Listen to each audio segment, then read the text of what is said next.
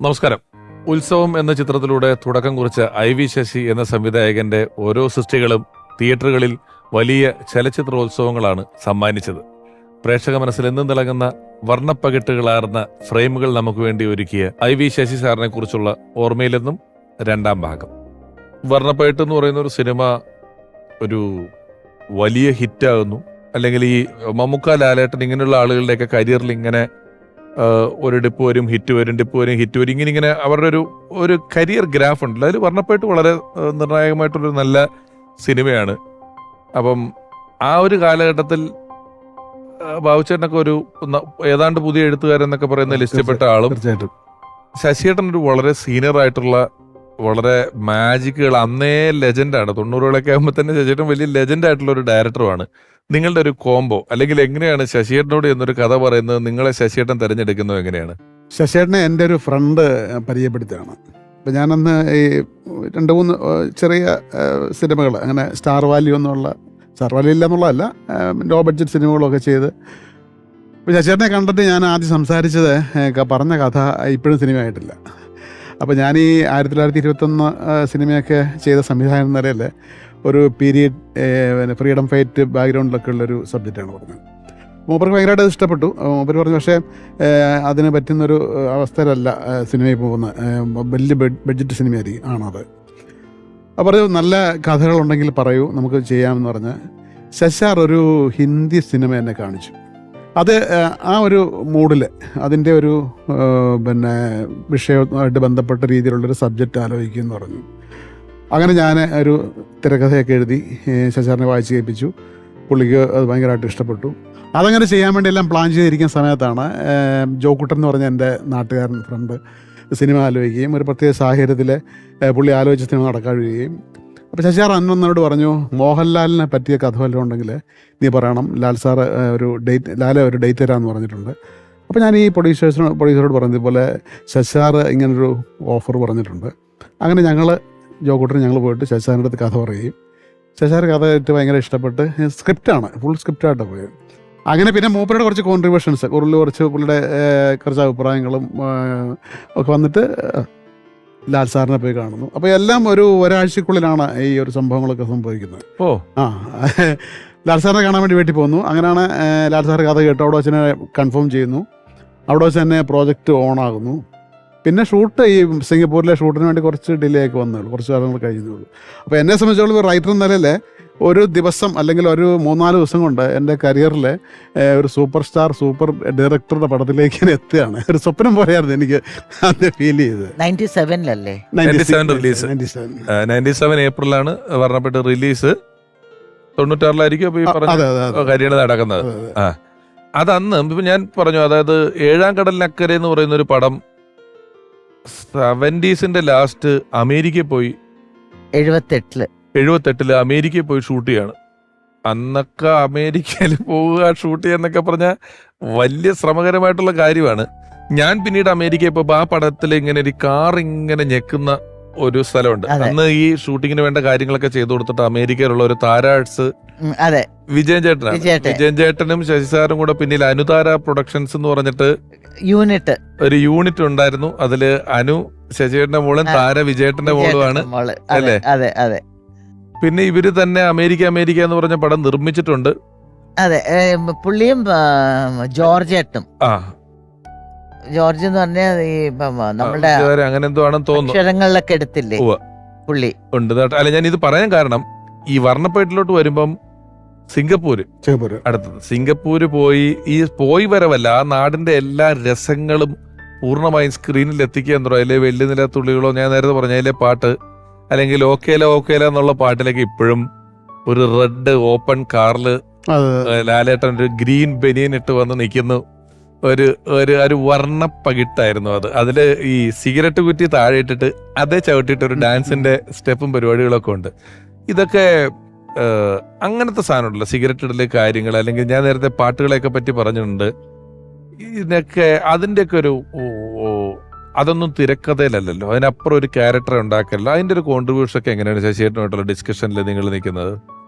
ശശാർ എനിക്ക് തോന്നുന്നത് ഈ ശശാർ ഈ മലയാളത്തിലെല്ലാം മാസ്റ്റർ ഡയറക്ടേഴ്സ് റൈറ്റേഴ്സിൻ്റെ എല്ലാം ഏറ്റവും കൂടുതൽ സ്ക്രീൻ പ്ലേ സിനിമയാക്കിയ ശശാറാണെന്ന് എനിക്ക് തോന്നുന്നു. വിനായക് സാറായാലും പിന്നെ MD സാറായാലും ദാമോദരൻ മാഷായാലും ഇവിടെയൊക്കെ ഏറ്റവും കൂടുതൽ തിരക്കഥകൾ മൂപ്പരെ ചെയ്യുന്നു തോന്നുന്നു.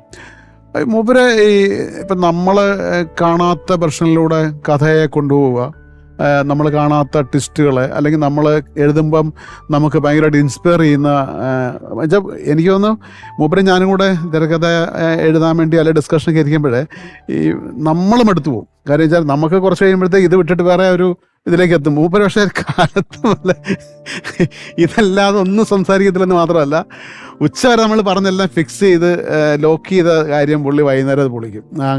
ഇങ്ങനെ എന്നുവെച്ചാൽ മുഴുവൻ സമയം അതിനുവേണ്ടി മാത്രമാണ് ചിന്തിക്കുകയും ആലോചിക്കുകയൊക്കെ ചെയ്യുന്നത്. അപ്പോൾ അങ്ങനെ പുള്ളിയുടെ മനസ്സിൽ ഈ ഇത്തരം വിഷ്വൽസും ഇത്തരം ആക്ടിവിറ്റീസ് എല്ലാം സിനിമ പോകാൻ പറ്റിയില്ലല്ലോ അല്ലേ സിംഗപ്പൂര്? എനിക്ക് അന്ന് ഞാൻ അധ്യാപകനായിരുന്നു. അപ്പോൾ എനിക്ക് വിസ പാസ്പോർട്ട് NOC കിട്ടിയില്ല DP പോകാനായിട്ട്. അതുകൊണ്ട് അന്നത്തെ ഈ പറഞ്ഞ ഇത്രയും വലിയ സിനിമ എഴുതിയതല്ലാണ്ട് ഷൂട്ടിങ്ങിന് പോകാൻ എനിക്ക് പത്മകുമാറായിരുന്നു അന്ന് അസോസിയേറ്റ്. മൂപ്പർക്കും കിട്ടിയില്ല പാസ്പോർട്ട്. അന്ന് ഞങ്ങൾ രണ്ടുപേരും പോയി. പകരം ബ്ലസ്സിയാണ് സിംഗപ്പൂർ ഷെഡ്യൂളിൽ അസോസിയേറ്റ് ആയിരുന്നു. ബ്ലസ്സി സാർ അദ്ദേഹമാണ് അതിന്റെ സിംഗപ്പൂർ. ഈ പറഞ്ഞ ഒരു കാര്യം കൂടെ ചോദിക്കണം. അതിപ്പോ ഒരു എഴുത്തുകാരൻ ഒരു പടം എന്ന് പറഞ്ഞ ഒരു പടവേ ഉള്ളൂ, അതിന്റെ പുറകെ നിൽക്കുകയാണ്. ഇത് 10-12 പടം ചെയ്യുമ്പോഴേ ചന്ദ്രേട്ട ഞാൻ ചോദിക്കുന്നത്, എങ്ങനെയാണ് ഉച്ചവരെ ഒരു പടം അതിന്റെ കഥയും കാര്യങ്ങളും കഥാപാത്രങ്ങളും എല്ലാം ഓർത്തു വെക്കണം, വൈകിട്ട് 6 മണി തൊട്ട് വേറെ പടം ഡയറക്റ്റ് ചെയ്യണം, അതിന്റെ കഥയും കഥാപാത്രങ്ങളും ഒക്കെ ഓർത്തു വെക്കണം, അടുത്ത ആഴ്ച വേറെ പടം ഡയറക്റ്റ് ചെയ്യണമെങ്കിൽ അതിന്റെ കഥയും കഥാപാത്രങ്ങളൊക്കെ ഓർത്തു വെക്കണം. ഇതിന്റെ കൂട്ടത്തിൽ കഴിഞ്ഞ ഏതോ പടത്തിന്റെ എഡിറ്റിംഗ് രാത്രി 2 മണിക്ക് നടക്കുന്നുണ്ട്, അവിടെ പോയിരിക്കണം. ഇതിന്റെ കൂട്ടത്തിൽ ഏതോ ഒരു പടം വെള്ളിയാഴ്ച റിലീസായിട്ടുണ്ട്, അതിന്റെ അഭിപ്രായങ്ങൾ കേൾക്കണം. ഇതിന്റെ പരിപാടി എങ്ങനെയാ സീമ ചേച്ചി ഇത് മാനേജ് ചെയ്യുന്നത്? എങ്ങനെയാണ് എന്നെ കൊണ്ട് ഇതിനെ പറയിപ്പിക്കുന്നേ? എന്താ ഇതിന്റെ പണി ചെയ്ത ആള് പറ. ഞങ്ങൾ ഒന്നിച്ച് ഒരു ദിവസം 3 സിനിമയൊക്കെ ഷൂട്ട് ചെയ്തിട്ടുള്ള ആൾക്കാരാണ്. രാവിലെ ഉച്ച വരെ ഒരു സിനിമ, രാത്രി 9 മണി ഒരു സിനിമ, അതിനുശേഷം അടുത്ത സിനിമ. 3 സിനിമയൊക്കെ ഒരു ദിവസം ഷൂട്ട് ചെയ്തിട്ടുണ്ട്. ഇവിടെ ഈ എപ്പിസോഡുകള് മലയാളത്തിലെ നിങ്ങൾ അത് 2 കാര്യമുണ്ട്. ഇപ്പൊ മലയാളത്തിൽ അന്നത്തെ സിനിമ എന്ന് പറയുന്നത് തന്നെ എല്ലാവരും ഇവിടെ നിന്ന് കയറിപ്പോയി കുടമ്പക്കത്ത് നിൽക്കുന്നത് സിനിമ എന്ന് പറയുന്ന ഒരു ലോകം മാത്രമേ ഉള്ളൂ. വേറെ ഒരു പരിപാടി വേറെ ഒന്നും അറിയില്ല. പറഞ്ഞാലും ഇപ്പൊ ഞാൻ ഇത് ഇവിടെ ഷൂട്ട് ചെയ്യും, നമ്മൾ ഇപ്പൊ പ്രേക്ഷകർക്ക് നമ്മൾ ഈ ഓർമ്മയിൽ നിന്ന് ഷൂട്ട് ചെയ്യുമ്പോൾ ചില ദിവസം 2 എപ്പിസോഡാണ് ഷൂട്ട് ചെയ്തതെങ്കിൽ രാവിലെ ജോസ് പ്രകാശ് സാറിന്റെ എപ്പിസോഡും ഉച്ച കഴിഞ്ഞ് ജോൺസൺ മാസ്റ്റർ എപ്പിസോഡും ആയിരിക്കും. അപ്പൊ രാവിലെ തൊട്ട് ഉച്ച വരെ ജോസ് പ്രകാശ് എന്ന് പറയുന്ന ഒരു നടനാണ്. വില്ലൻ, ബ്ലാക്ക് ആൻഡ് വൈറ്റ് പടം, സിൽവർ ഹെഡ്, മുതല കുഞ്ഞുങ്ങള്, കൊള്ളത്താവളം ഇവിടെ ആയിരിക്കും. ഉച്ച കഴിഞ്ഞു കഴിഞ്ഞാൽ ജോൺസൺ മാഷാണ്. കംപ്ലീറ്റ് വേറെ പാട്ടുകള്, മെലഡി വരികളാണ്. ഇത് വെറുതെ ഇരുന്ന് ചോദ്യം ചോദിക്കാനിരിക്കുന്ന എനിക്ക് 2 ഫോൾഡർ തലേ തുറന്നു കഴിയുമ്പോൾ തന്നെ ഇത് രണ്ടും കൂടെ ജോസ് പ്രകാശും ജോൺസൺ മാഷും തമ്മിൽ ഇങ്ങനെ അടിക്കുക. അപ്പോഴാണ് നിങ്ങള് വലിയ കഥയും ഫുൾ ക്യാരക്ടറും കൂടി ഈ പണി ചെയ്തുകൊണ്ടിരിക്കുന്നത്. അതാ ചോദിക്കുന്നത്. അതിന് വ്യത്യാസമുണ്ട്. കാരണം ഇന്നിപ്പോൾ നിങ്ങൾക്ക് ഒരു ദിവസം എന്തെങ്കിലും സംഭവിച്ചു പോയാലും നിങ്ങളെ ഒന്നും ബാധിക്കുന്നില്ല.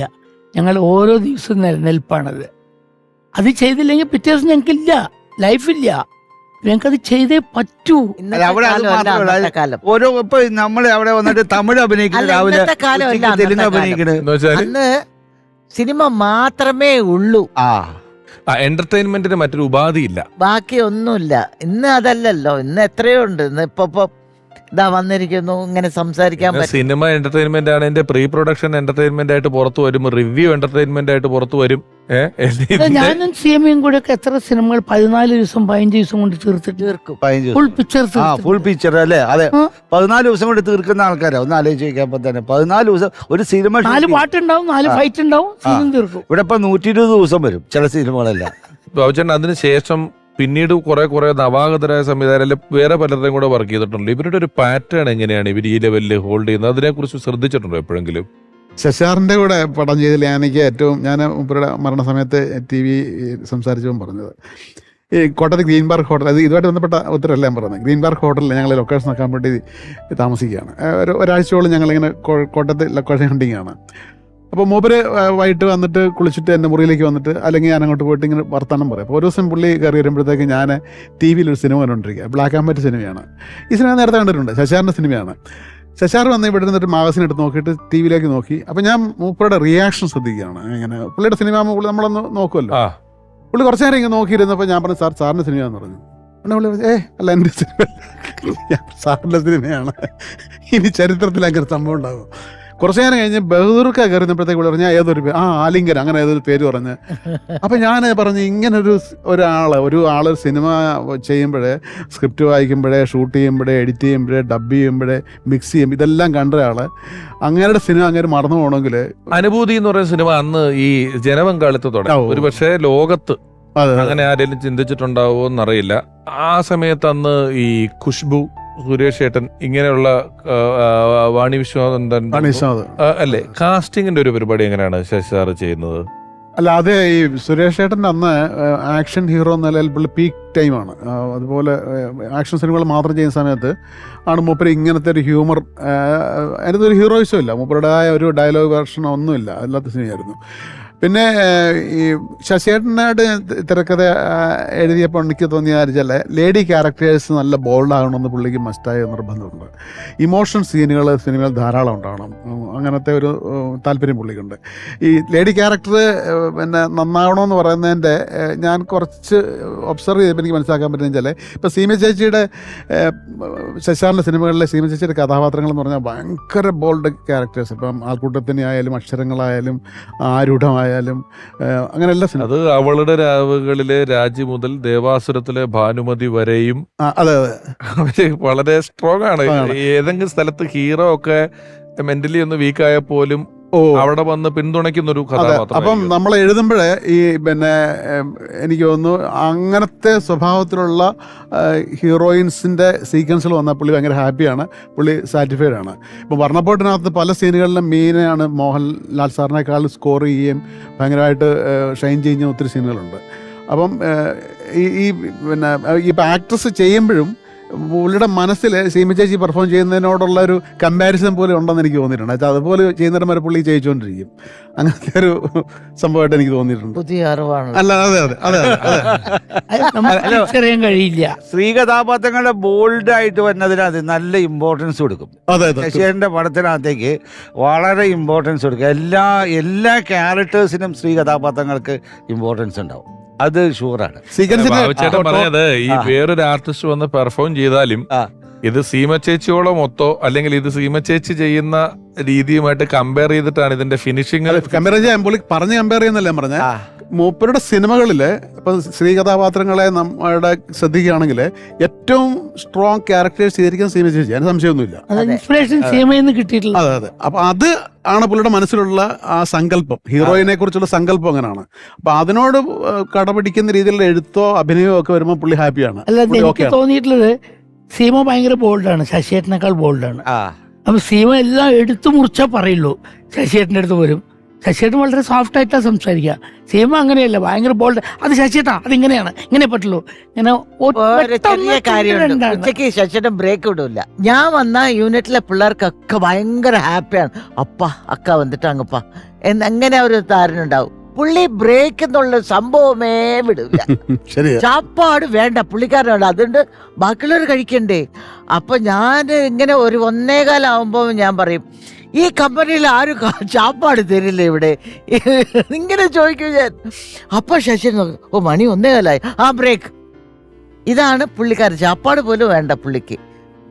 അങ്ങനെ ഒരു മനുഷ്യൻ ഞാൻ കണ്ടിട്ടേ ഇല്ല. ഉറക്കമില്ല, ചാപ്പാടുണ്ടാവില്ല. വർണ്ണപ്പോട്ടിനും ഈ ഒരു പിന്നെ ശവക്കോട്ടയ്ക്കകത്തൊരു 2 സീനുകളുണ്ട്, ഭയങ്കര ലെങ്തി സീനുകൾ. അപ്പോൾ ആ സീനുകൾ അത് ഷൂട്ട് ചെയ്യുന്ന ദിവസം ഇതുപോലെ ബ്രേക്ക് ഇല്ലാന്ന് മാത്രമല്ല, പിന്നെ എൻ്റെ ഓർമ്മയില്ല, എനിക്ക് കാണാൻ ഓർമ്മയുള്ള ചില ഈ ക്രെയിൻ തള്ളുന്നതിനകത്ത് ഒരു ചെറിയ ഷെയ്ക്ക് ഉണ്ടായപ്പോഴത്തേക്ക് അത് സ്മൂത്തായിട്ട് തല്ലാൻ വേണ്ടി ലാൽ സാറായിരുന്നു ലീഡ് ചെയ്തിരുന്നത് ക്രെയിൻ മൂവ് ചെയ്യാൻ വേണ്ടി.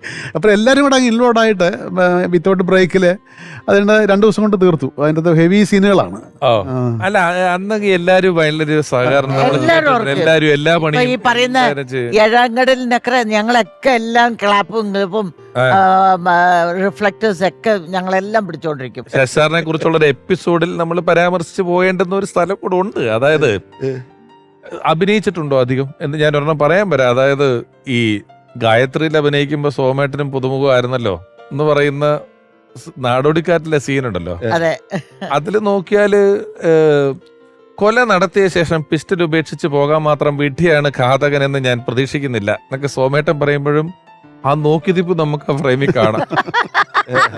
ഇങ്ങനെ ശശിയേട്ടൻ സഹോദരര് സോമ റിഹേഴ്സൽ വേണോ? No sir, we shall go for a take എന്ന് പറഞ്ഞിട്ട് പറയുന്നിടത്ത് നോക്കി നിൽക്കുന്നുണ്ട്. അപ്പോ ഈ നമ്മൾ ഈ ശശാറിന്റെ ഒരു വലിപ്പത്തിൽ മാത്രം, അതായത് ശശാർ എന്ന് പറയുന്ന ഒരാള് എത്രമാത്രം വലുതാണ് എന്നത് പ്രേക്ഷകർക്ക് അറിയാവുന്നതുകൊണ്ട് ഇന്നൊരു ഡയറക്ടർ ഒരു പടം ഇറങ്ങിയാൽ അതിന്റെ പ്രൊമോഷന്റെ ഇന്റർവ്യൂകളിലും വിഷ്വൽ മീഡിയയിലും ഉണ്ട്. അന്ന് പോസ്റ്ററിലെ പേരിനപ്പുറം കൂടിപ്പോയൊരു സിനിമ മാസികയിലെ ചിത്രത്തിലപ്പുറം ഒരു ഡയറക്ടറുടെ മുഖം സാധാരണക്കാരന് അറിയില്ല. പക്ഷെ ശശി സാറിന്റെ ഒരു വലിപ്പം പൊതുജനത്തിന് അറിയാവുന്നതുകൊണ്ട് മാത്രം ചിരിച്ച ഒരു വിറ്റാണ് ഈ ശ്രീനിയേട്ടൻ വന്നിട്ട് സാർ ഒരു ചാൻസിന്റെ കാര്യം അങ്ങോട്ട് മാറിക്ക് എന്ന് പറഞ്ഞപ്പം ശ്രീനിയേട്ടൻ ആ ഡയറക്ടർ എന്നുള്ള കസേരയിൽ ഇരിക്കും. അപ്പൊ ശശിയേട്ടൻ ഒരു നോട്ടം നോക്കുന്നുണ്ട്, ഇത് ആരുടെ ഇവിടെ കയറി ഇരുന്നേന്നുള്ളതേ. അത് ഈ ശശി സാറിന്റെ വലിപ്പം നമുക്ക് അറിയാവുന്നതുകൊണ്ടാണ് ആ ഇരിപ്പിൽ നമുക്കൊരു ചിരി വരുന്നതെന്നുള്ളതാണ്. ബാബേട്ട വന്നതിൽ വളരെ വളരെ വളരെ സന്തോഷം. ഈ ഓർമ്മയിൽ നിന്നും IV ശശി എന്ന പരമ്പരയിലേക്ക് thank you very much. Sasi സാറിനെ കുറിച്ചുള്ള എപ്പിസോഡ് പറയുമ്പോൾ നമ്മൾ 70കളുടെ അവസാനം തൊട്ട് ഒരുപാട് ചിത്രങ്ങളെ കുറിച്ച് പറഞ്ഞു. ഇനി ഓർമ്മയിൽ നിന്നും IV ശശി എന്ന ലക്കത്തിലേക്ക് കടന്നു വരുന്ന ഒരാൾ ഒരുപക്ഷെ രണ്ടാം ഭാഗവും ഒന്നാം ഭാഗവും എല്ലാം ഒരുപോലെ സൂപ്പർ ഹിറ്റായ ദേവാസുരം എന്ന ചിത്രം, സിന്ദൂര സന്ധ്യയ്ക്ക് മൗനം എന്ന ചിത്രം, ഈ രണ്ട് ചിത്രങ്ങളുടെയും നിർമ്മാതാവ് എന്നതിനപ്പുറം IV ശശി എന്ന തുല്യനായ സംവിധായകനുമായി വലിയ ചെങ്ങാത്തം കാത്തു സൂക്ഷിച്ച ഒരാൾ കൂടിയാണ്. സ്നേഹപൂർവ്വം സ്വാഗതം ചെയ്യുന്നു നിർമ്മാതാവ് PBK മേനോൻ സാർ.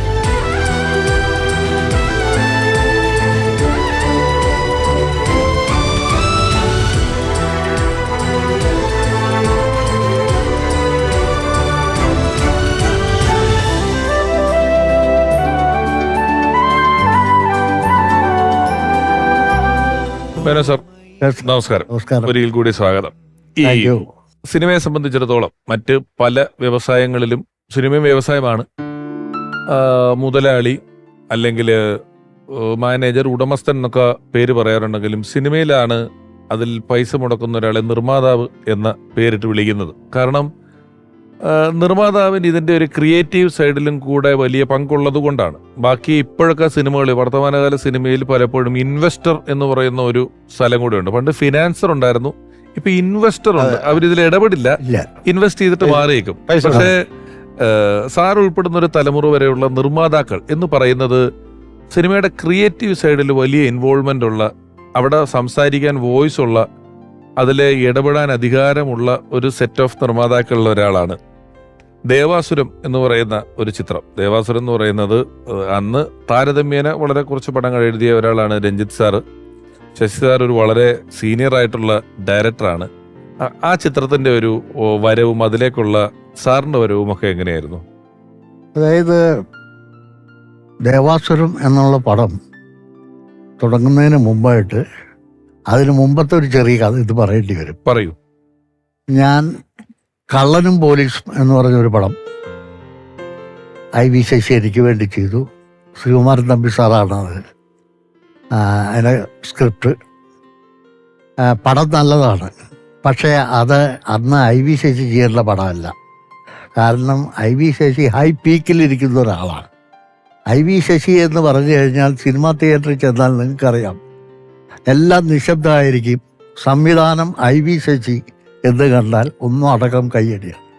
അപ്പം അങ്ങനെയുള്ള ഒരാളിൽ നിന്ന് കള്ളനും പോലീസിനെ പോലുള്ള ഒരു പടം ജനങ്ങൾ പ്രതീക്ഷിക്കുന്നില്ല. അതൊരു ചെറുകട വേറൊരു ഡയറക്ടർ ചെയ്യേണ്ടതാണ്. അപ്പം ഇത് കഴിഞ്ഞ് ഞാനൊരു പ്രാവശ്യം ഞങ്ങളിപ്പോൾ ഫ്രണ്ട്ഷിപ്പ് അതിന് മുമ്പേ തുടങ്ങിയിട്ടുള്ളതാണ്, 77 തൊട്ട്. അപ്പം ഇത് കഴിഞ്ഞ് ഞങ്ങൾ മഹാറാണിയിൽ, ശരിക്കും പറഞ്ഞാൽ 205-ാമത്തെ റൂമിൽ, അപ്പം ഇത് കഴിഞ്ഞ് വന്ന് അവിടുന്ന് ആഹാരം കഴിച്ച് ഞങ്ങൾ 205-ാമത്തെ റൂമിലിരിക്കുകയാണ്. അപ്പോൾ ഇരിക്കുമ്പോൾ ഞാൻ സ്വതവേ ഊട് കഴിഞ്ഞാൽ പണ്ട് തൊട്ടേ ഷൂട്ടിംഗ് ഉണ്ടെങ്കിലും ഇല്ലെങ്കിലും, ജോലി ഉണ്ടെങ്കിലും ഇല്ലെങ്കിലും ഉച്ചയ്ക്ക് അല്പം മയങ്ങും. ആ സമയത്താണ് രഞ്ജിത്തും അഗസ്റ്റിൻ എന്ന് പറയുന്നത് അവിടെ റൂമിൽ വരുന്നത്. ഞാൻ പിന്നീട് അറിഞ്ഞു ഗിരീഷ് പുത്തഞ്ചേരി താഴെ ഉണ്ടായിരുന്നു. വന്നിട്ട് രഞ്ജിത്ത് പറഞ്ഞു, ശശിയേട്ടൻ ഞാനൊരു കഥ പറയാം, നമുക്ക് നല്ലതാണെങ്കിൽ മുരളി വെച്ച് ചെയ്യാം, ആക്ടർ മുരളി. അപ്പം ഞാൻ കട്ടിലിൽ കിടക്കുന്നു, ശശി ചമ്രം പിടിഞ്ഞിരിക്കുന്നു, കഥ കേൾക്കുന്നു. അപ്പോൾ കഥ കേട്ട് കുറേ കഴിഞ്ഞപ്പോൾ എനിക്ക് തോന്നി ഇതിനകത്തൊരു നല്ലൊരു ക്യാരക്ടറുണ്ട്. അങ്ങനെ കഥയൊക്കെ കേട്ടു. അപ്പോൾ ഞാൻ ഒരുപാട് മാറ്റങ്ങൾ എൻ്റെ മനസ്സിൽ തോന്നി. കാരണം ഞാൻ MT വാസുകേട്ടൻ്റെ ക്ലാസ്സാണ്. അപ്പോൾ ഞാൻ പറഞ്ഞു ഇതിനകത്ത് കുറച്ച് മാറ്റങ്ങളൊക്കെ വരുത്തിയ രഞ്ജിത്ത് നമുക്ക് ഇത് മോഹൻലാലിനെ വെച്ച് ചെയ്യാം. അപ്പം ശശിക്കും ഒരു വിശ്വാസക്കുറവ് തോന്നി ആ സമയത്ത്. രഞ്ജിത്തിന് പ്രത്യേകിച്ചും, കാരണം അതിനു മുമ്പ് ഞാൻ 1-2 പ്രാവശ്യം ഞാൻ തന്നെ ട്രൈ ചെയ്തിട്ട് വിജയ് തമ്പിക്ക് വേണ്ടി ഒരു പടം ചെയ്യാനായിട്ട്. അപ്പം രഞ്ജിത്തിനെ എന്ന് പറഞ്ഞപ്പോൾ മോഹൻലാൽ സമ്മതിച്ചില്ല. തുറന്ന സത്യങ്ങളാണ്. അങ്ങനെയാണ് പിന്നെ അത് ഇവിടെ വന്നു. മാലിംഗപുരത്ത് താമസിക്കുന്ന ശശിയുടെ അടുത്ത് തന്നെ സീമയുടെ ചോറ് തരും. അവിടെ ഇരുന്ന് ആ കഥ പൂർണ്ണമാക്കി. അതാണ് ദേവാസുരം എന്ന് പറഞ്ഞ അതുണ്ടാകും. അപ്പൊ പുള്ളി പറഞ്ഞു ഈ ദേവാസുര അപ്പം അയ്യരൊക്കെ വന്നിട്ടാണല്ലോ ചടങ്ങൊക്കെ ചെയ്യുന്നത്. മേനോനേട്ടൻ പറഞ്ഞു എനിക്ക് ആരും ചേട്ടാ സീമ ചെയ്താൽ മതി. ഞാനാ പൂജ ചെയ്തത്. ഓ അങ്ങനെ നമ്മുടെ ഫ്ലാറ്റിൽ വെച്ചാണ് അന്ന് 2 ഫ്ലാറ്റുണ്ട്. നമ്മുടെ ഇത് ഇവിടെ മാലിംഗപുരത്ത് ബ്രൗൺ സ്റ്റോൺ അപ്പാർട്ട്മെൻറ്റ്. അവിടെ വെച്ചാണ് MG രാധാകൃഷ്ണൻ, പ്രൊഫസർ, അദ്ദേഹത്തിൻ്റെ സിസ്റ്റർ മമനക്കുട്ടി, അരുന്ധതി, MG ശ്രീകുമാർ എല്ലാം അവിടെ ഇരുന്നാണ് അതിൻ്റെ പാട്ടുകളെല്ലാം കമ്പോസ് ചെയ്യുന്നത്. അങ്ങനെ ഷൂട്ടിങ്ങിന് പോകുന്നു. അപ്പോൾ ഷൂട്ടിങ്ങിന് പോകാനായിട്ടെല്ലാം തയ്യാറായി. ഞാനും മോഹൻലാലും അവിടുന്ന് ട്രെയിനിൽ കയറും. അപ്പോൾ ഇതൊരു ഇതായിട്ട് തോന്നാം, പക്ഷെ അതിലേക്ക് വരാനുള്ളൊരു ഇതായിട്ട് ഞാൻ പറയാണ്. ഞാനും മോഹൻലാലും ട്രെയിനിൽ കയറുന്നു, മലബാർ എക്സ്പ്രസ്. അപ്പോൾ സീറ്റില്ല, സെക്കൻഡ് ക്ലാസ് AC, ഒരു സീറ്റേ കിട്ടി പോകും. അപ്പോൾ ഞങ്ങൾ 2 പേരും തല അങ്ങോട്ടും ഇങ്ങോട്ടും വെച്ച് കിടന്നുറങ്ങി. ഒറ്റപ്പാലത്ത് ഇറങ്ങിയപ്പോൾ ഞങ്ങൾ ലാല് കുറച്ച് മുമ്പേ പോകുന്നു, ഞാൻ പുറകെ പോകുന്നു. പിന്നെ 2-3 പോർട്ടേഴ്സ് വന്നിട്ട് എൻ്റെ അടുത്ത് ചോദിച്ചു, ഈ ലാൽ സാർ ഉറക്കത്തിൽ സംസാരിക്കുമല്ലേ എന്ന്. ആ, അപ്പോൾ ഇത് കണ്ട് ലാൽ അവിടെ നിന്ന് ചോദിച്ചു എന്താ ചേട്ടാ? അങ്ങനെ ഒന്നുമില്ല. പക്ഷെ സത്യത്തിൽ സംസാരിക്കുന്നത് ഞാനാണ് ഉറക്കത്തിൽ. അപ്പം അവർക്കറിയില്ല അത്. അവർ വിചാരിച്ചത് മോഹൻലാലായിരിക്കും. ഞാൻ ആണെന്നും പറഞ്ഞു കൊടുത്തു. ഞാൻ ഇന്നും സംസാരിക്കും ഉറക്കത്തിൽ, അതുകൊണ്ട് കള്ളന്മാർ വരില്ല, യാതൊരു പ്രശ്നമില്ല, എപ്പോഴും സംസാരിക്കും. അത് ഞങ്ങൾ ഷൂട്ടിങ് തുടങ്ങാനായിരുന്നു. അപ്പോൾ ശശി പറഞ്ഞ മാതിരി എപ്പോഴും ഒരു വെളിച്ചപ്പാടിൻ്റെ രൂപമാണ് അദ്ദേഹത്തിന്. വന്ന് ഓക്കെ ക്ലൈമാക്സ് ഷൂട്ട് ചെയ്യാട്ടോ. ഞാനപ്പം ചെറുതുരുത്തി PWD മോഹൻ്റെ ഗസ്റ്റ് ഹൗസിൽ താമസിക്കുന്നത്. അവരൊക്കെ അവിടെ ഇവിടെയൊക്കെ ചെറിയാണ് താമസിക്കുന്ന. ഇവരൊക്കെ വീടുകളിലും. ഞാൻ പറഞ്ഞാവാം, ചെയ്യാം. അപ്പോൾ എൻ്റെ ഉള്ളിലൊരു നടുക്കമുണ്ട്, എങ്ങനെ ചെയ്യും. അപ്പോൾ സച്ചി എന്ന് പറഞ്ഞാൽ എൻ്റെ മരുവനും പ്രൊഡക്ഷൻ നോക്കുന്ന വന്നിട്ട് പറഞ്ഞു അത് ക്ലൈമാക്സ് ഷൂട്ട് ചെയ്യണമെന്നുണ്ടെങ്കിൽ നമുക്കൊരു 4-5 രൂപ വേണം. ഞാൻ ശരിയാക്കാം. ഞാൻ ഉടനെ ഡിസ്ട്രിബ്യൂഷൻ ഞാനാണല്ലോ, ആളുകൾക്ക് കുറച്ചെൻ്റെ വിശ്വാസമുണ്ട്. തിയേറ്ററുകാരെ വിളിച്ചു. വിളിച്ച് പിറ്റേ ദിവസമായപ്പോഴേക്കും കാച്ചു വന്നു. ശശി എന്താണെന്ന് ചെയ്യുന്ന ക്ലൈമാക്സ് ആണ് ആദ്യം ഷൂട്ട് ചെയ്യുന്നത്. ദേവാസുരം സിനിമയുടെ ക്ലൈമാക്സ് ആദ്യം ഷൂട്ട് ചെയ്യുന്നു എന്ന് പറഞ്ഞു കഴിഞ്ഞുണ്ടെങ്കിൽ എൻ്റെ സാറേ ഒരു 10-400 ആളുകളുണ്ട് ഈ ശ്രീകൃഷ്ണപുരം അമ്പലത്തിന് ചുറ്റും. അപ്പോൾ അതെ ക്ഷേത്രത്തിലല്ലേ ആ അമ്പലത്തിൻ്റെ ഇതിലാണ്. അപ്പോൾ ഈ ആളുകൾ തലേ ദിവസം ഒന്ന് അനൗൺസ് ചെയ്തിരുന്നു. പക്ഷെ നമ്മൾ ഒരിക്കലും പ്രതീക്ഷിച്ചില്ല ഇത്ര ആളുകൾ വരുമോ. എന്തു ചെയ്യാൻ, ഇത്രയും ആളുകൾ വന്നിട്ടുണ്ട്. ആകെ പേടി. 2 പോലീസുകാരുണ്ട്. അവർ ഒരു ഭാഗത്ത് ഷൂട്ടിങ് കാണാനായിട്ട് നിൽക്കുകയാണ്.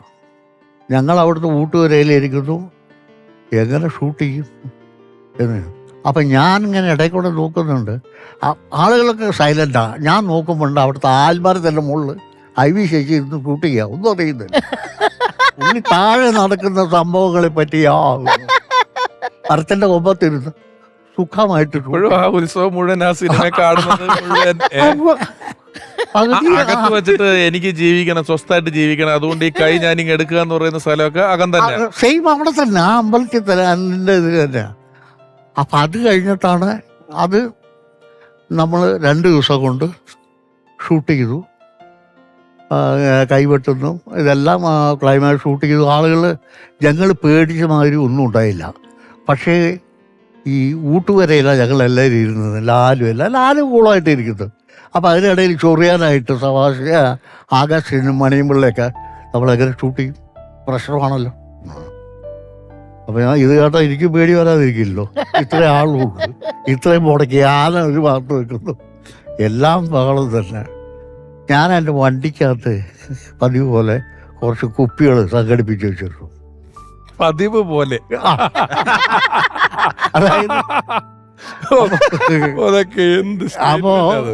ആ പുള്ളി പറഞ്ഞു, ഞാൻ പറഞ്ഞു വണ്ടി പറഞ്ഞതിന് 2 ബോട്ടിൽ എടുക്കുക.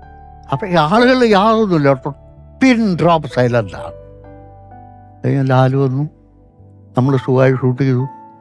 2 ദിവസം ഷൂട്ട് ചെയ്തു, ക്ലൈമാക്സ് ഷൂട്ട് ചെയ്തു. അപ്പം പിന്നെ ഇനി അടുത്ത പരിപാടി ബിഗിനിങ്. അത് കഴിഞ്ഞിട്ടാണ് അതിൻ്റെ ഓപ്പണിങ് സീനും ഇതൊക്കെ. പുള്ളി പറഞ്ഞു ഒരു 10,000 പിള്ളേരെ കൊണ്ടുവരും കേട്ടോ താലപ്പൊലിക്ക്. ആ പ്രദേശം മൊത്തം തപ്പിയാൽ കിട്ടൂല, 10,000 പെൺപിള്ളേരെ. പെൺപിള്ളേർ വേണം. ഞാൻ തപ്പിപ്പിടിച്ച് കുറേ അവിടെയുള്ളൊരു ഏജൻറ്റിനെ വിളിച്ച് അവിടുന്ന് ഇവിടുന്നൊക്കെ കുറേ സംഘടിപ്പിച്ചു. താലപ്പൊലിയും ബഹളവും ഇതൊക്കെ ആയിട്ട് അത് സുഖമായിട്ട് തീർന്നു. അതാണ് അപ്പം അപ്പോഴാണ് എനിക്ക് ആശ്വാസം കുറച്ച് വന്നത്. നീലകണ്ഠനെ കുറിച്ച് പറഞ്ഞ് വള്ളത്തിൽ ഇങ്ങനെ വരുന്നൊരു സ്ഥലം, അത് തുടക്കം. ക്ലൈമാക്സ് ഈ പരിയാനംപറ്റ ക്ഷേത്രത്തിലുള്ള സീനുകളൊക്കെയാണ്. ബാക്കി ബഹുഭൂരിപക്ഷ സീനുകളും വരുന്നത് വരിക്കാശ്ശേരി അങ്ങനെയാണ്. വരിക്കാശ്ശേരി മന എന്നുള്ളത് ദേവാസുരം മനയായിട്ട് മാറി. അതൊരു ടൂറിസ്റ്റ് കേന്ദ്രമായി മാറി. അതായത് ഒറ്റപ്പാലത്ത് ഇപ്പൊ എല്ലാരും പോയി കാരണം അത് ആ പേര് തന്നെയാണ് അത്. അല്ല, അത് പിന്നെ അതൊരു ലൊക്കേഷനായിട്ട് മാറി. അതിന്റെ ഒരുപാട് സിനിമയിൽ വന്ന് ആദ്യം ഞങ്ങൾ പോയത് നമ്മുടെ പൂമുല്ലി മഠത്തിലാണ്, 6-ാം തമ്പുരാൻ്റെ അവിടെ. അപ്പോൾ അവിടെ നോക്കുമ്പോൾ അത്രയും സൗകര്യമില്ല. ഞാനും ശശി കൂടിയാണ് പോയത്, അപ്പോൾ സൗകര്യമില്ല. പിന്നെയാണ് നമ്മൾ ഈ പൂമുള്ളി മന കണ്ടുപിടിച്ചത്. അവിടെ ചെന്നു, ഞങ്ങൾ സംസാരിച്ചു. 75,000 രൂപ ഓക്കെ. അപ്പോൾ കുറച്ച് നിബന്ധനകളുണ്ട്. ഇവിടെ കള്ള് കുടിക്കാൻ പാടില്ല, കള്ള് കൊണ്ടുവരാൻ പാടില്ല, മത്സ്യമാംസങ്ങൾ അനുവദനീയമല്ല. നമ്മൾ ഷൂട്ടിങ് തുടങ്ങി. ഇത് രണ്ടും ഇല്ലാതെ നടക്കില്ല അന്നത്തെ കാലത്ത്. അല്പം അതിപ്പം പതിവ് പോലെ ഐ.വി. ശശിയല്ലേ ഷൂട്ട് ചെയ്യുന്നത്. ഈ രാത്രി എവിടെ വരെ പോകുന്ന ആർക്കറിയാം, മനസ്സിലായില്ലേ?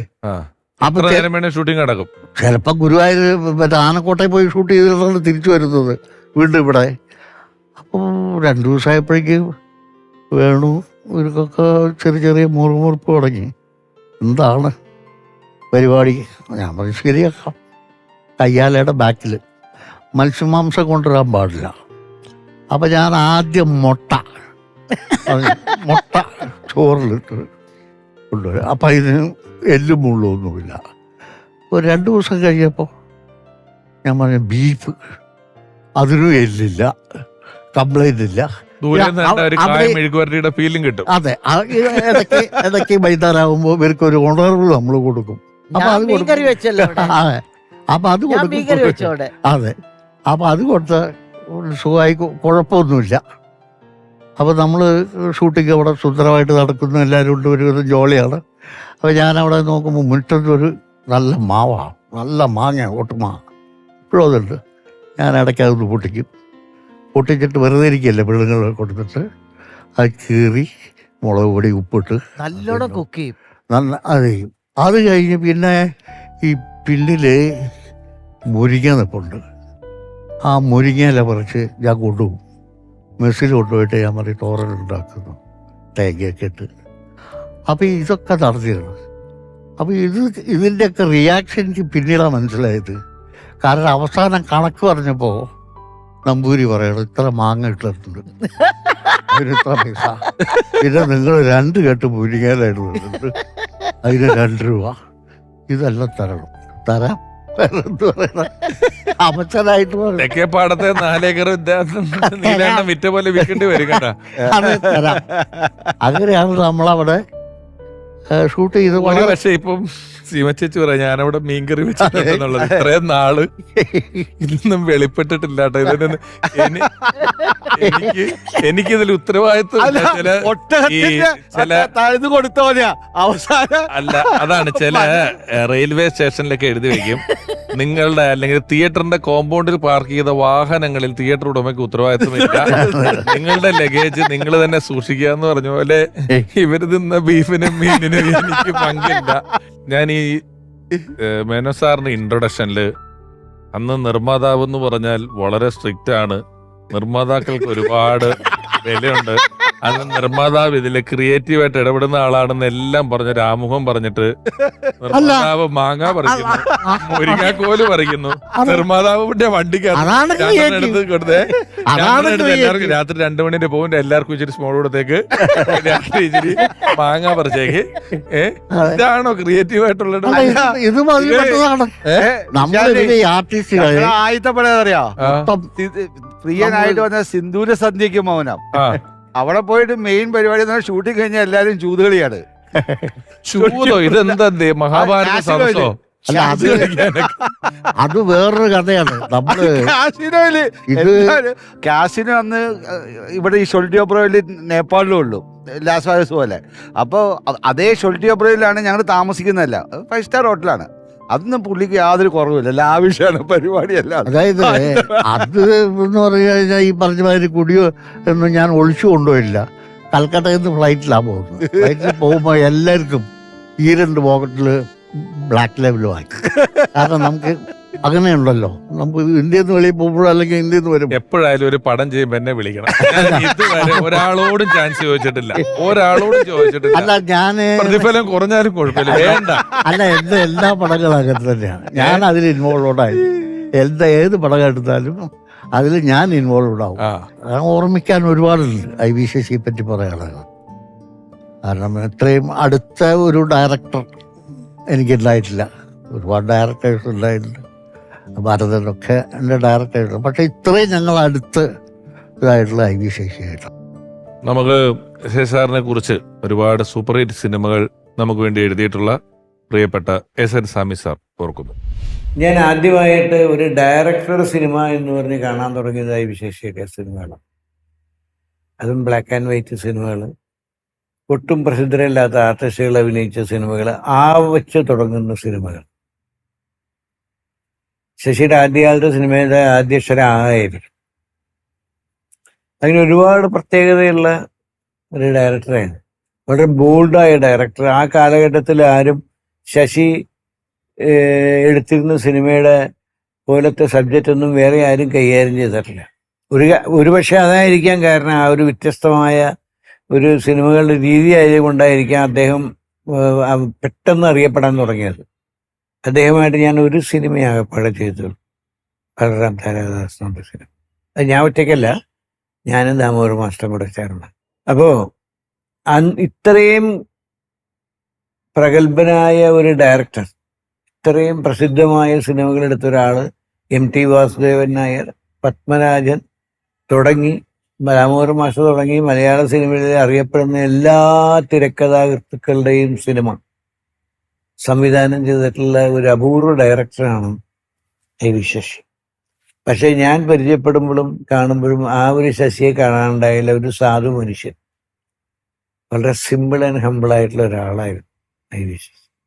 അദ്ദേഹത്തിൻ്റെ ജീവിതത്തിൽ 1-2 വലിയ സിനിമകൾ അദ്ദേഹം പ്ലാൻ ചെയ്തിരുന്ന എന്നോട് പറഞ്ഞിട്ടുണ്ട്. അതൊന്നും എന്തോ നടക്കാതെ പോയി, സാരമില്ല. പക്ഷെ അദ്ദേഹം ഉണ്ടാക്കിയ പേര് മലയാളത്തിലെ സിനിമാ പ്രേക്ഷകർ ഒരിക്കലും മറക്കില്ല. ഇപ്പം നമ്മുടെ എപ്പിസോഡിന്റെ ഇടയിൽ ഒരു ബ്രേക്കില് ഞാൻ സീമച്ചേച്ചിയോട് പറയായിരുന്നു, നമ്മുടെ ഈ ഇങ്ങനെ ഒരു പരിപാടിയുടെ ഒരു എപ്പിസോഡ് ചെയ്യുമ്പം ശശി സാറിനെ പോലെയോ അല്ലെങ്കിൽ നമ്മൾ ചെയ്ത പലരെ പറ്റിയൊക്കെ പറയുമ്പം എത്ര നേരം വേണേലും സംസാരിക്കാൻ മാത്രമുള്ള ഒരു ജീവിതമാണ് ജീവിച്ചു തീർത്തിട്ടുള്ളത്. അവരെത്ര നാളെ ജീവിച്ചോ അത്രയും നാൾ തന്നെ നമുക്ക് അവരെ കുറിച്ച് സംസാരിക്കാനാകും. അത്രയും സിനിമകൾ, അത്രയും സിനിമയ്ക്ക് വേണ്ടിയുള്ള കോൺട്രിബ്യൂഷൻസ്, സിനിമയ്ക്ക് വേണ്ടി ജീവിക്കുക ഒരു ചലച്ചിത്രം വിദ്യാർത്ഥികൾക്ക് അല്ലെങ്കിൽ സിനിമയെ പാഷനായി കൊണ്ട് നടക്കുന്നവർക്ക് പലപ്പോഴും ഞാൻ കണ്ടിട്ടുള്ള പല ആളുകളും ഞങ്ങൾക്ക് സിനിമയാണ് ആഗ്രഹം, സിനിമയിലെത്തുക എന്നുള്ളതാണ് ആഗ്രഹം, സിനിമാക്കാരനാവണം എന്നുള്ളതാണ് ആഗ്രഹം എന്ന് പറയുന്ന പല ആൾക്കാരും ചിലരെങ്കിലുമെല്ലാം സിനിമയേക്കാൾ കൂടുതൽ സ്നേഹിക്കുന്നത് സിനിമയിൽ നിന്ന് കിട്ടുന്നതിനെയാണ്. ഇതിൻ്റെ ഒരു ഗ്ലിറ്റ്സ് ആൻഡ് ഗെയർ പ്ലെയർ എന്ന് പറയും. ഇതിൻ്റെ ഒരു പ്രശസ്തി, ഇതിൻ്റെ ഒരു പണം, ഇതിൻ്റെ ജനങ്ങളെ തിരിച്ചറിയുന്ന കാര്യങ്ങൾ തുടങ്ങിയ കാര്യങ്ങൾ, അതിനോടുള്ള സ്നേഹം കൊണ്ടാണ് സിനിമയെ സ്നേഹിക്കുന്നത്. അതായത് ഇങ്ങനെ പറയുമല്ലോ, നമ്മൾ മദ്യത്തിന് അടിമപ്പെട്ടു എന്ന് പറയുന്നത് മദ്യത്തിനല്ല അടിമപ്പെടുന്നത്, അതിൻ്റെ റിസൾട്ടിനെയാണ് നമ്മൾ അടിമപ്പെട്ടിരിക്കുന്നത്. ഇതേ റിസൾട്ട് വേറൊരു സാധനത്തിൽ നിന്ന് കിട്ടിയാൽ നമുക്ക് അങ്ങോട്ട് പോകാവുന്നതേ ഉള്ളൂ എന്ന് പറഞ്ഞതുപോലെയാണ്. എന്നാൽ ഇവരെ പോലുള്ള ആളുകൾ ജീവിതത്തിൻ്റെ ഒരു ഭൂരിപക്ഷ സമയം ക്യാമറയ്ക്ക് പിന്നിൽ സിനിമയ്ക്ക് വേണ്ടി മാത്രം ജീവിച്ചിട്ടുള്ളവരാണ്. അല്ലെ സീമ ചേച്ചിയൊക്കെ ഒപ്പമുള്ള സമയങ്ങളിൽ ആലോചിച്ച് നോക്കിയാൽ വീട്ടിൽ വളരെ കുറവല്ലേ ഉണ്ടാവുള്ളൂ. സീമ ചേച്ചി പിന്നീട് ഇടയ്ക്കിടയ്ക്ക് സിനിമ ചെയ്താൽ അല്ല, ഇടയ്ക്ക് കുറേ നാൾ നിർത്തിയില്ല അഭിനയം, അതോ ഇടയ്ക്കിടയ്ക്ക് ചെയ്തിട്ടുണ്ടായിരുന്നു സീമ ചേച്ചിക്ക്? ഇല്ല, ഒരു 10 കൊല്ലം നിർത്തിയിരുന്നു. മോൻ ജനിച്ചിട്ട് പിന്നീട് വന്നത് ഐ തിങ്ക് ഇതാണ് ഒളിമ്പ്യൻ അന്തോണിയാദത്തിലെ പ്രിൻസിപ്പലിന്റെ വേഷത്തിലാണ് വരുന്നത് അല്ലേ? അതെ. അപ്പൊ ആ ഗ്യാപ്പിലൊക്കെ ശശിയുടെ തിരക്കുകളല്ലേ, വല്ലപ്പോഴും ഒക്കെ അല്ലേ വരുന്നുള്ളൂ വീട്ടിലും കാര്യങ്ങളിലും ഒക്കെ? അതെ, 6 മാസം നാട് 6 മാസം, വീട്ടിൽ 6 മാസം, അങ്ങനെ പോയാ പിന്നെ തിരിച്ച് വീട്ടിൽ വരുന്ന കുറവാണ്. അത്ര. ചന്ദ്രേട്ടനോ ഓർമ്മയിൽ? ഞാൻ പറയുകയാണെങ്കിൽ ഞങ്ങൾ രണ്ടുപേരും മിക്ക ദിവസവും AVM സ്റ്റുഡിയോയിൽ കണ്ടുമുട്ടും. ശശിയേട്ടൻ അവിടെ AVM അടിച്ചിട്ടുണ്ടോ, ഞാൻ നീ എന്താ അവിടെ ചെയ്യുന്നത്, നീ എന്താ? ശശിയേട്ടൻ വളരെ സ്പീഡിലേ സംസാരിക്കുള്ളൂ. ശശിയേട്ടനെന്ന് വെച്ചാൽ എല്ലാവരോടും വളരെ സ്നേഹമാണ്, എല്ലാവരോടും. ശശിയേട്ടൻ സംസാരിക്കുന്ന രീതി, എല്ലാവരെ കുറിച്ച് അറിയാനുള്ള ആഗ്രഹം, എന്നിട്ട് അതിങ്ങനെ ചെയ്യടാ നമ്മളെ ഉപദേശിക്കുകയും ചെയ്യും. ശശിയേട്ടന് അങ്ങനെ ഒരു മടിയില്ല, അപ്പോൾ കാര്യങ്ങൾ പറഞ്ഞു പറയാൻ ഒരു മടി, വളരെ മനസ്സിൻ്റെ ഉള്ളിൽ തുറന്നു പറയും, നീ പോടാ എന്നൊക്കെ പറയും. ഒരു മടി നമ്മുടെ ആൾക്കാർ കണ്ടിരിക്കും. പിന്നെ എന്താണ് സത്യത്തിൽ എൻ്റെ ഒരു എൽഡർ ബ്രദറിനെ പോലെ ഞാൻ ശശിയേട്ടനെ കാണാറ്. ശശിയേട്ടൻ എന്ത് പറഞ്ഞാലും എനിക്ക് ഫീൽ ചെയ്യാറില്ല, നീ പോടാ അതൊന്നും ചെയ്യണ്ട, പോടാ അവിടെ നിന്ന്, എനിക്ക് പണി ചെയ്യാതെ പറയും. അപ്പോൾ ഞാൻ സീമയുടെ കാര്യമൊക്കെ പറയുമ്പോൾ സീമ അടുത്ത അതൊന്നും നമ്മളൊന്നും അയക്കാൻ പറ്റില്ല, പോടാ അങ്ങനെയൊക്കെ പറയും. പക്ഷേ സീമ കറക്റ്റായിട്ട് വരും. ശശിയേട്ടൻ പറയും ആ ഡേറ്റ് വിടാനൊന്നും പറ്റില്ലെന്ന് പറയും. നമ്മൾ ശശിയേട്ടാ എനിക്ക് നിവൃത്തിയില്ല പറയുമ്പോൾ അതൊന്നും പറ്റില്ല സ്പീഡിലേ പറയുള്ളൂ. പക്ഷേ എനിക്കറിയാം സീമ വന്നിരിക്കുന്നത്. എന്നിട്ട് അപ്പോഴും ശശി അവിടെ നിന്ന് എൻ്റെ കാര്യം പറയുമ്പോൾ അവൾ കറക്റ്റായി വരുന്നു. ഞങ്ങൾ അത്ര ഓരോ കുടുംബത്തിൽ നിന്ന് വന്നവരാണ്. ഞങ്ങൾ സിനിമയിൽ കണ്ടതാണെങ്കിലും എൻ്റെ വീട്ടിലൊരു സിസ്റ്ററെ പോലെയാണ് സിനിമ ഞാൻ കണ്ടിട്ടുള്ളത്, അന്നും ഇന്നും അങ്ങനെ. അപ്പോൾ ശശിയേട്ടൻ പറയും, അവൾക്ക് എന്നെക്കുറിച്ച് പറയുമ്പോൾ അവൾക്ക് 100 ആക്കാണെന്നൊക്കെ പറയും. ശശിയേട്ടൻ ഞാൻ പറഞ്ഞില്ലേ, സിനിമയുടെ ടെക്നോളജി ഒരുപാട് ഞാൻ ശശിയേട്ടനും പഠിച്ചു, അപ്പഴേ പറഞ്ഞ പോലെ മോഷ്ടിച്ചു എന്ന് വേണമെങ്കിലും പറയാം. പക്ഷേ അത് പഠിപ്പിച്ചതെന്ന് ശശിയേട്ടൻ തന്നെയാണ്, അല്ലാതെ പറയാം. ഒരു കാര്യം പറഞ്ഞോട്ടെ, എനിക്ക് ഹീറോ ഇല്ലാത്ത മലയാളത്തിലെ ആദ്യത്തെ സിനിമയാണ് ഈ നാട്. അദ്ദേഹത്തിന്റെ ആദ്യത്തെ പടം, അതായത് ഉത്സവം, അതാണ് പടം. അതാണ് ഈ സിനിമ ഇൻഡസ്ട്രിയുടെ ഒരു മുഖച്ഛായക്ക് ഒരു മാറ്റം വരുത്തിയ പടം. ന്യൂ ജനറൽ സിനിമയായിരുന്നു അന്നത്തെ. അതിൽ KP ഉമ്മർ അങ്ങനെ കുറച്ച് ആളുകളില്ലാതെ ആർട്ടിസ്റ്റ് ആരും ഇല്ലല്ലോ. അല്ല, ഞാൻ പറഞ്ഞു വന്നത് ഒരു ഹീറോ കഥാപാത്രം ഇല്ല ഈ നാടില്. അതായത് ഒരു പോപ്പുലർ ഹീറോ ഇല്ല എന്നുള്ളതല്ല പറഞ്ഞ, കഥയ്ക്കുള്ളിൽ ഒരു ഹീറോ ഇല്ല. എല്ലാവർക്കും ഈക്വൽ ക്യാരക്ടർ, എല്ലാവരും കഥയാണ് ഈ നാട് എന്ന് പറയുന്ന, അതാണ് അതിന്റെ ഹീറോ.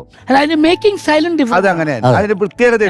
ക്രൗഡ് മാനേജ്മെന്റ് മേക്കിംഗ് ഒക്കെ ഫസ്റ്റ് ടൈമാണ് നമ്മൾ കാണുന്നത്. അങ്ങനെ ഒരു സിനിമ വന്നത് 100 ദിവസം ഓടിയ ഒരു സിനിമയാണത്. ശരിക്കും മലയാള സിനിമയില് ഞാൻ എന്റെ നേരത്തെ ഒരു ഇന്റർവ്യൂവിൽ ഞാൻ ശശിയേട്ടന്റെ ഓർമ്മയിൽ ചലച്ചിത്ര അക്കാദമിയിലുണ്ട്, ശരിക്കും പഠിക്കേണ്ടതാണ്, സിനിമാ വിദ്യാർത്ഥികൾ പഠിക്കേണ്ട ഒരു ഡയറക്ടറാണ് ശശിയേട്ടൻ. അത്രയുണ്ട്. കാരണം ചില സാധനങ്ങളൊക്കെ ഒരു സീനെ തന്നെ ഒരുപാട് ഷോട്ടുകൾ അതിനകത്ത് പുള്ളി ഭാവന ചെയ്തിട്ട് എടുത്തിട്ട് ഇരിക്കുന്നതാണ്. ഇപ്പം ആവനാഴിയിലെല്ലാം വന്നിട്ട്, അല്ലെങ്കിൽ ഏത് സിനിമ പുള്ളി എടുത്തു കഴിഞ്ഞാൽ നിങ്ങൾ ശ്രദ്ധിച്ചു നോക്കിക്കഴിഞ്ഞാൽ ഷോട്ട് എടുക്കുന്നതിൽ വന്നിട്ട് ഏറ്റവും കൂടുതൽ ഒരു സിനിമേനെ അങ്ങനെ പണ്ട് ചെയ്തിരുന്ന പല സമയത്തെന്ന് പറഞ്ഞു കഴിഞ്ഞാൽ ഒരു ലോങ് ഷോട്ട് എടുക്കില്ല. ഇവിടെ ട്രാക്ക് വേണമെന്നുള്ള നിർബന്ധം ഉണ്ടെങ്കിൽ അവിടെ ട്രാക്ക് ഇട്ടിരിക്കണം. അത് ശശിയേട്ടൻ തന്നെ തള്ളും. അതാണ് അതിനകത്ത് ശശിയേട്ടൻ അതിന്റെ സ്പീഡ് അറിയാം. ആ ട്രാക്കിന്റെ സ്പീഡ് ബേസിക്കലി ഇമ്പോർട്ടൻ്റ് ആണ്. ആക്ച്വലി പേസിങ് എന്ന് പറയുന്നത് സിനിമയിൽ വളരെ ഇമ്പോർട്ടൻ്റ് ആണ്. അത് ആ ട്രാക്കിൻ്റെ മൂവ്മെൻ്റ് ആണ്. അത് ആ മൂവ്മെൻറ്റ് കിട്ടാൻ ശശിയേട്ടൻ തള്ളും. അങ്ങനത്തെ ഒരു സീനാണെങ്കിൽ അത് ആ ട്രാക്ക് ശശിയേട്ടൻ അത് പിടിച്ചു തള്ളും. അല്ല, ശശിയേട്ടന് ഒരുപാട് ക്യാരക്ടേഴ്സ് ഉണ്ട്. അതെ. ശശിയേട്ടൻ ഒരു ഡയറക്ടറാണ്, ഒരു ക്യാമറമാൻ ആണ്, അതെ. ഒരു ആർട്ട് ഡയറക്ടറാണ്, അതെ. ഒരു മേക്കപ്പ് മാൻ ആണ്. അതെ, എല്ലാം ചെയ്യും. ഒരുപാടുണ്ട്. നമ്മുടെ മേക്കപ്പ് ഇതിലെല്ലാം അറിവുണ്ടെന്നുള്ളതല്ല, ഈ പണിയെല്ലാം ചെയ്തിട്ടുണ്ട്. അല്ല, അതെ. ശശിയേട്ടൻ പറ്റി പറയുമ്പം ഇയാൾക്ക് ഇതെല്ലാം അറിയാവുന്ന അറിയാം. ഡയറക്ടർ അയാൾക്ക് ഇതെല്ലാം അറിയാന്ന് ഇതെല്ലാം അറിയല്ല. ഇതെല്ലാം ചെയ്ത് പ്രൊഫഷനായി കഴിഞ്ഞിട്ടാണ് Rude ആണ്. സംവിധാനം. അത് നമ്മുടെ മേക്കപ്പ് ഇട്ടേക്കണ ഒരു ക്യാരക്ടറിനെ ശശിയേട്ടൻ ഇഷ്ടപ്പെട്ടെങ്കിൽ ശശിയേട്ടൻ അത് ഒന്ന് ടച്ച് ചെയ്ത് കംപ്ലീറ്റ് ചെയ്യും. അത് അങ്ങനെയാണത്. 1921 ദേവാസുരം, അങ്ങാടി, അങ്ങനെ സിനിമയുടെ ഒരു സമാന്തര സിനിമയ്ക്കൊപ്പം ഓടിക്കൊണ്ടിരുന്ന ഒരു കാലഘട്ടത്തിൽ നിന്ന് സിനിമയുടെ ഒരു കൊമേഴ്സ്യൽ വാല്യൂ, തിയേറ്ററുകളിലേക്ക് ആളുകൾ ഇടിച്ചു കയറുന്ന വലിയ വലിയ ആൾക്കൂട്ടങ്ങൾ സ്ക്രീനിനുള്ളിലുള്ള സിനിമകൾ നിർമ്മിക്കുകയും മൃഗയെ പോലെയുള്ള ചില സിനിമകൾ, അത് നമ്മളിത് പരാമർശിച്ച് പോകേണ്ടതുണ്ട്. എല്ലാ താരങ്ങളെയും അവരുടെ ഇമേജ് ബ്രേക്ക് ചെയ്യുന്ന ഒരുപാട് വേഷങ്ങൾ കൊടുത്തിട്ടുള്ള, സിനിമയിലെ സ്ത്രീ കഥാപാത്രങ്ങൾക്ക് വലിയ പ്രാധാന്യം കൊടുത്തിട്ടുള്ള, അതിമനോഹരമായ പാട്ടുകളുള്ള സിനിമകൾ ഒരുക്കിയിട്ട് കാലത്തെ അതിജീവിക്കുന്ന ഒരുപാട് ചലച്ചിത്ര കാവ്യങ്ങൾ നമ്മൾക്ക് സമ്മാനിച്ച ഒരു അതുല്യ സംവിധായകനാണ്. അങ്ങനെ മലയാളികൾ എന്നും ഓർക്കുന്ന ഒരുപാട് നല്ല ചിത്രങ്ങൾ മലയാളിക്ക് സമ്മാനിച്ച IV ശശി എന്ന സംവിധായകൻ, അദ്ദേഹത്തിന്റെ ഈ എപ്പിസോഡിന്റെ ഇടയിൽ എപ്പോഴോ പറഞ്ഞതുപോലെ നമ്മൾ ഇന്ന് ഇരുന്ന് ചിന്തിക്കുമ്പോൾ അത്ഭുതമെന്ന് തോന്നുന്ന, കൗതുകം തോന്നുന്ന രീതിയിലുള്ള ഹ്രസ്വമായ സമയം കൊണ്ട് ഒരുപാട് മികച്ച ചിത്രങ്ങൾ ഒരുക്കിയ സംവിധായകൻ IV ശശി. അദ്ദേഹത്തിന്റെ ഓർമ്മകൾ എന്നും നമ്മോടൊപ്പം ഉണ്ടാവും. നമുക്ക് ആൽബം സെൻഡ് ചെയ്യാം.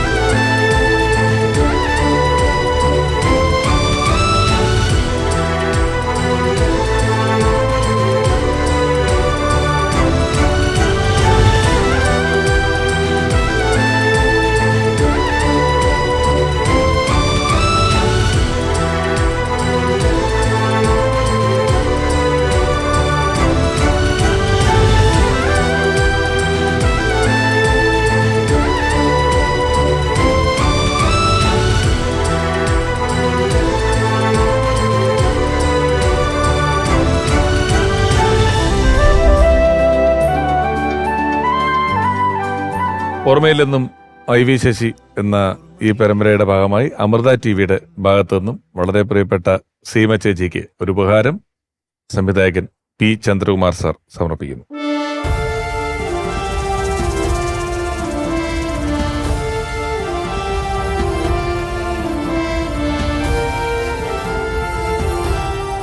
ഇലഞ്ഞി പൂമണം ഒഴുകി വരുന്നത് പോലെ ഒരു മധുരക്കിനാവിന്റെ ലഹരി മനസ്സിൽ നിറയ്ക്കുന്നുണ്ട് ഓരോ IV ശശി ചിത്രങ്ങളും.